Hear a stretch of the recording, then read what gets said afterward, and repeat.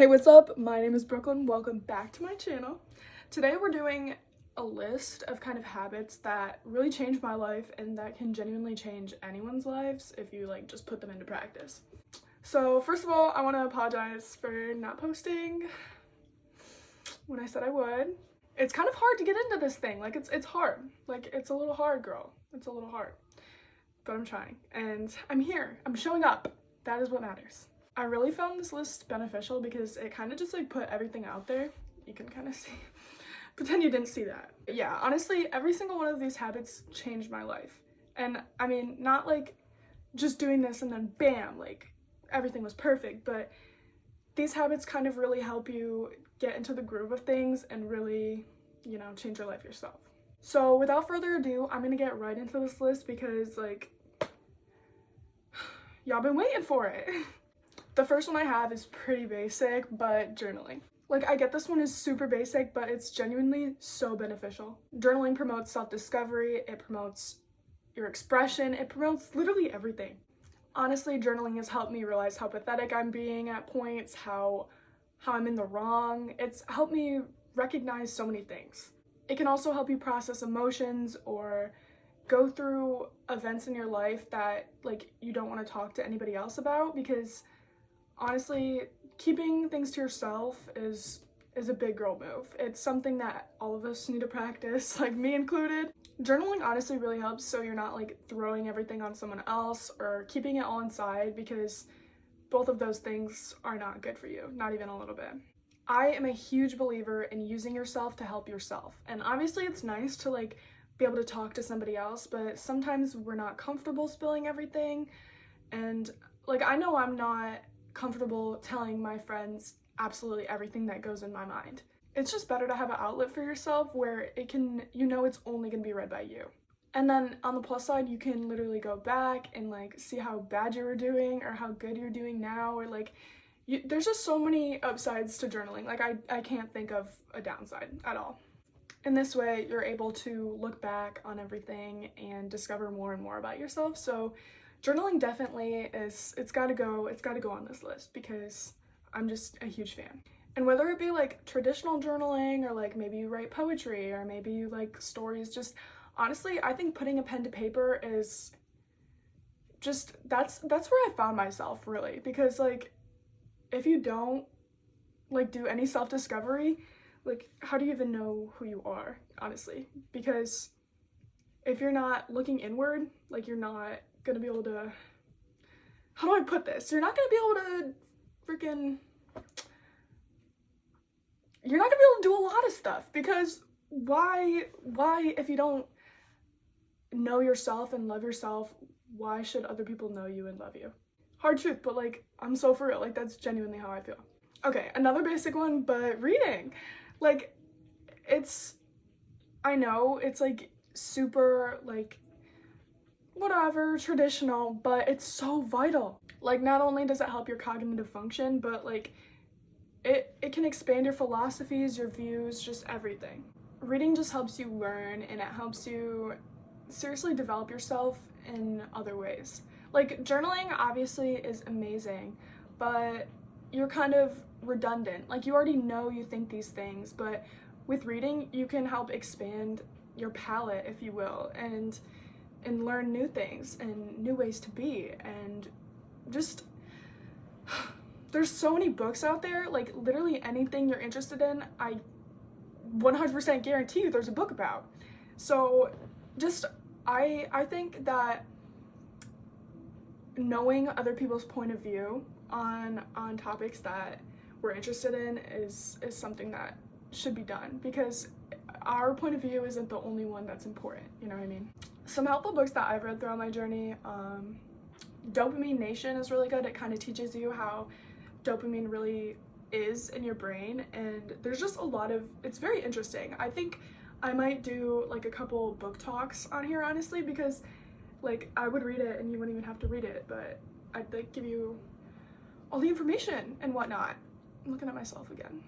I'd give you all the information and it'd be great, and it'd be a very big time saver. Although I do recommend reading because gets the juices flowing, you know what I mean? So yeah, Dopamine Nation, Act Like a Lady, Think Like a Man. That's a good one. It's by Steve Harvey. I don't agree with absolutely everything in that book, but I think it's very interesting. It's a good book, and if you're trying to connect to your feminine, it's a very good book for that. And just like, if you're trying to keep yourself to yourself, like you're not trying to just let anybody in, like it's good. It's really good for that. A classic, How to Win Friends and Influence People by Dale Carnegie. That's a great one. It helps you learn how to win friends and influence people, which is always a good thing. Always, like always. And one more self-help book is called Mindset, and it just has like everything. Like it says on the cover, how we can learn to lean into our full potential, and it's a good book. It gives you tips and stories on parenting, on business, on school, on relationships, basically everything. And then one more just for honorable mention, I am a fan of Tuesdays with Morrie.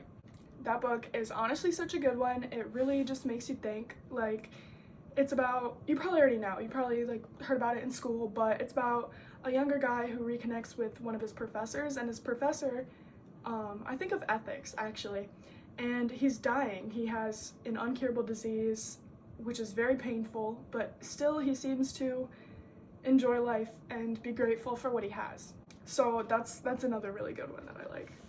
The next one we've got here is practicing gratitude. Whether it be in your head, through prayer, on a notebook, practicing gratitude is it just brings better things into your life. When you focus on the bad, more bad will come. When you focus on the good, more good will come. It's just kind of that simple. Practicing gratitude is like such a simple yet important habit to incorporate when we're on our journeys. When we're experiencing hardship, it's so easy to get down and just think like, there will never be an end to this. I'll never feel better. But when we do that, like I said, like it just attracts more negativity into our life. And that truly, honestly, is a fact. Some will say I just have bad luck, that's just how I am, but hyperfixating on the bad things in your life literally will only bring more bad into your life. This is why focusing on the good, even if it's the fact that both of your nostrils are breathable right now, that's something to be grateful for. Being grateful for the littlest things is a million times better than focusing on the negative. I am absolutely a huge believer in you are what you think, and practicing gratitude is such a huge thing that can really help your mindset and just really help the way that you perceive the world even. Like it's just great all around. I know I've been saying it's just great all around for every single one of these, but it's so true. Like I wouldn't mention that in this video if it didn't benefit you in literally every single way you can think of. The next one we've got is learning something new every single day. I know we've all heard the phrase like you learn something new every day. You probably said it, you've definitely heard it. I know I've said it when someone hits me with a new piece of drama. I'm like, holy crap, like wow, you learn something new every day. But honestly, when I think about it, I don't really learn that much every day. I mean, if you're a student, it's pretty easy to learn a new thing every day. But if you're not, if you're just going to work, like if you're just doing that stuff, it kind of gets put on the back burner. Learning, it develops new neural pathways in your brain. Like if we're getting into the sciencey part of it, learning helps absolutely everything. And I know we all have interests. I know we're all intrigued by something. Like for me, for instance, like I don't want to go into anything like astrophysics. I don't want space or anything like that to be any part of my career. But holy crap, that stuff is so interesting to me. Like, what do you mean there's all these planets? Like, I sound so like silly when I say it like that, but genuinely, like what do you mean? Like there's so much more life out there. Like it's just crazy to me. Like I can't even talk about it right now. I'll spend the rest of the video talking about it, but that is something I genuinely love to learn about. Like a new fact about that every day. That's freaking awesome. I actually have this book. It's called like 365 Days of New Things or something like that. And it just gives me random facts. Like it's just interesting. Like even if you're just looking up like, oh, when are octopus's mating season? Like you're still learning a new thing. Even if you're looking up the scientific name for a grasshopper, learn something new every single day.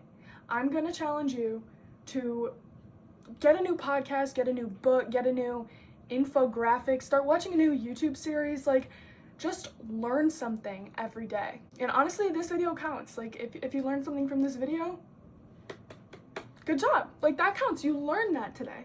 But yeah, seriously, every freaking day, find something new. Anything. It can be anything. Another one I've got is repeating and engaging in positive affirmations. So this one's pretty self-explanatory. I don't really need to go in on a ton, but like, your brain, your subconscious mind doesn't believe what's like, your subconscious mind has no eyes. So essentially it believes what it's told, right? I know YouTube has a ton of videos of all different affirmations. One's for love, one's for luck, one's for self-love, self-perception, self-image, like all of those things. I know YouTube has tons of those. YouTube has them, Spotify has them, pretty much any listening platform probably has an affirmation audio.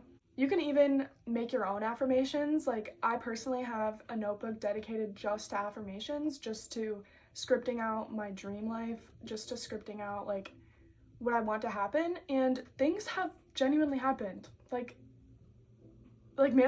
that's a whole nother topic, but manifestation is crazy.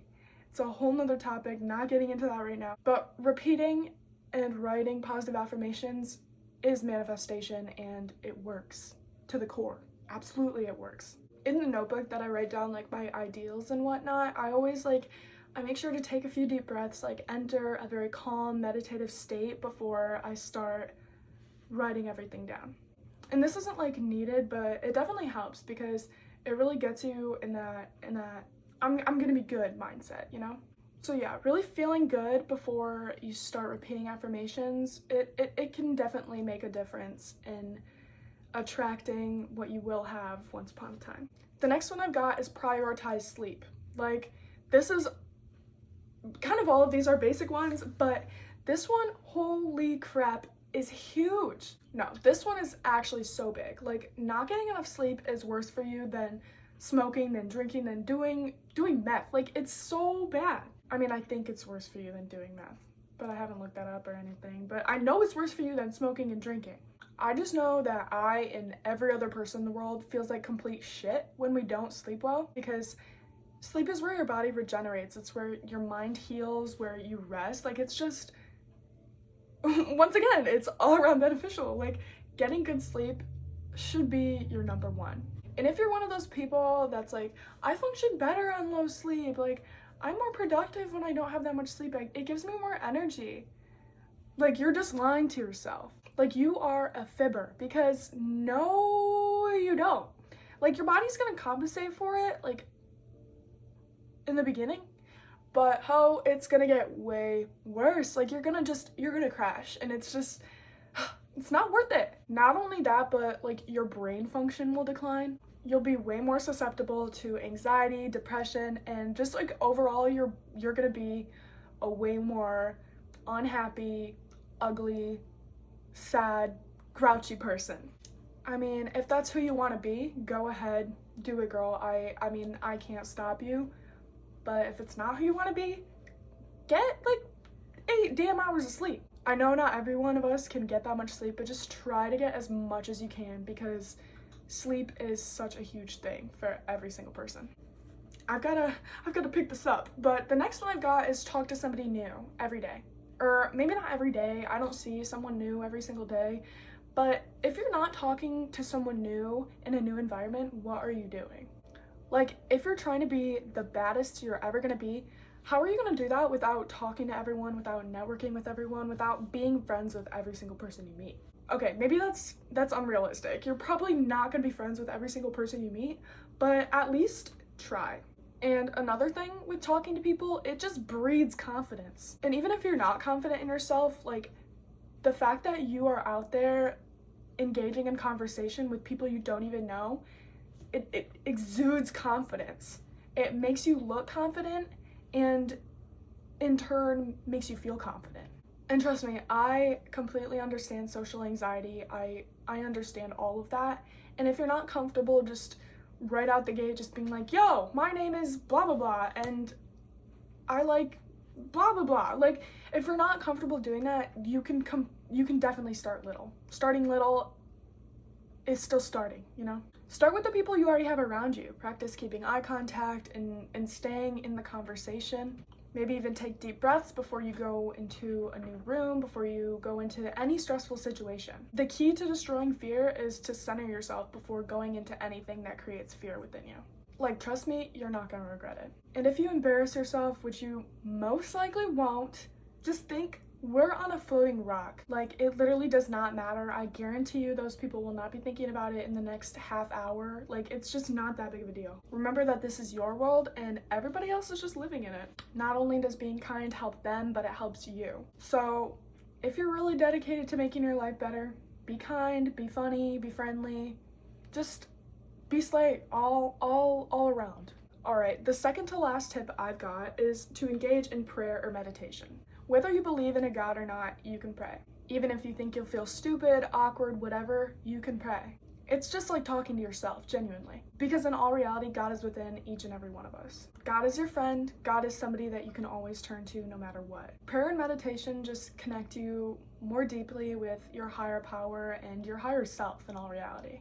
And building a relationship with God helps strengthen the relationship that you have with yourself as well. Prayer and meditation leads me into my next one, which is being present and romanticizing the heck out of your life. I honestly like to tie prayer, meditation, and mindfulness all together because they all kind of go hand in hand. I personally believe God is in everything, in the sunrise, in the bird that was chirping outside this morning, in a delicious meal you made for dinner. God is love and God is life. Noticing the little things and being fully present in your life is so beautiful when you get the hang of it. A lot of us are so used to just skating on by, being in our heads, disassociating in our vision, but honestly, nothing is better than sitting back and realizing one day you are alive. I still remember the day I was like, holy crap, like I'm a human on Earth. Like, that was a crazy day. That was a it was a night. It was a crazy night. And I've never gotten a feeling like that ever again. You can start with little things like just recognizing the softness of your blanket, noticing how the chair feels on your body. Being able to connect yourself to the earth and the things around you is genuinely such an amazing feeling. This one probably is one of my greatest tips on changing your life. And there you have it. These are some habits that genuinely changed my life, and I know they can change yours too. The thing is, self-improvement isn't an all-in kind of thing. It's not about being perfect or doing everything at once. It's about doing small things that add up over time. So if any of these habits spoke to you, start with just one. Commit to it, let it become second nature to you, and embrace it. And trust me, you'll be able to build from there. Because the person you dream of becoming, they're already in there. You just have to show up for them. So if you like this video, do not forget to like, comment, and subscribe. Let me know what habit was your favorite, or if you're gonna try any of them, which you should. You should definitely try at least one of them. But yeah, thank you for tuning in to another video, and I'll see you next time. Let's go together.